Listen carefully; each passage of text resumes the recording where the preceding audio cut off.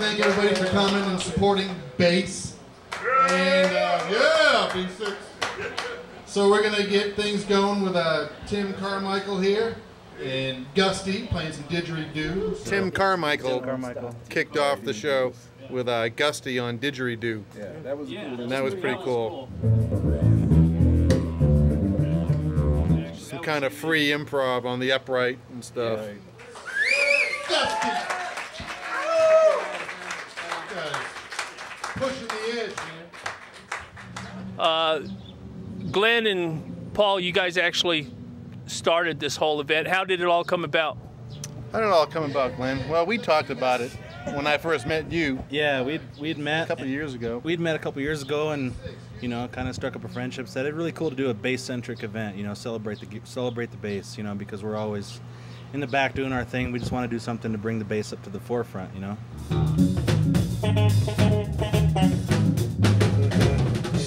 And what was the purpose behind it? What was the purpose? Just something different for bass players, you know. I was fortunate to meet Chuck Rainey. He said, "You want to scare a bass player, take him out of the band." You know, so a difference, and then I was trying to scare anybody, but just put people in a different scene, you know, and as we did today, and it worked out great. Nobody was scared, that's for sure. And it sounded awesome, man. I thought it was pretty successful, you know. I mean, when we first got the idea, I said, well, let's, you know, I wanted to really get some players that I've looked up to, you know, Jeff and B6 and Paul, and, you know, the people that I've kind of helped me cut my teeth, you know, and say, man, let's showcase what these guys got, because sometimes, you know, people forget about it, you know. Bass player goes unnoticed, you know.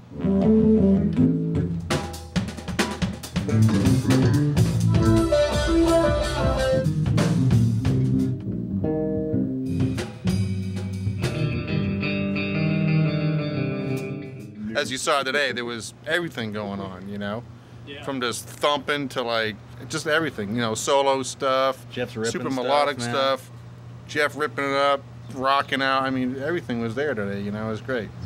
All your stuff is sequenced. Everything is sequenced. I did all the programming and the looping of the patterns, all the bass lines I wrote and then looped them through.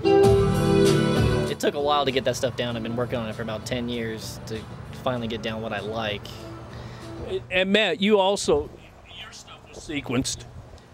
I didn't do any sequencing, I did looping. And that's only because nobody likes me very much, so I can't get anybody to play with me. Oh, come on, I'm sure someone likes you. The first one I found was in a cemetery, and it was oxidized perfectly. It has just the right amount of rust to, you know, clean it. It'll draw the string like a rosin bow would, but you don't get all the rosin. You know, so I don't know. I just experiment with all kinds of weird stuff.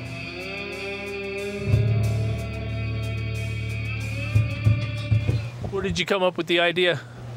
Just farting around. Guys, thanks again for showing up.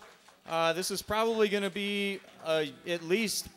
You also did this to get some kids some equipment, some schools. You want to talk a little about that? Yeah, we were pretty successful. We got 2 basses and 2 amps donated to 2 local school-based music programs, you know, and the idea was to kind of put the bass and some gear in the hands of some of these kids that might not have an opportunity otherwise, you know, because these music programs are going down with funding, you know, and so we thought we'd give them what they need, you know, and keep the bass up in the front, you know. It's about music, and if kids have instruments, it keeps them out of trouble. It gives them something to do. It's too bad that our programs are diminishing like they are. The Rocky Mountain Bass Slam. Thank you guys. I mean, it was a fantastic show. It's a piece of history, you know, and I was glad to record it. And all of you that missed this, you really missed something. It was some great performances, and from Colorado Local Legends, I'm signing off. I'm a bass player too. Yeah. Yeah, no, I'm not anymore. Not after this. I quit.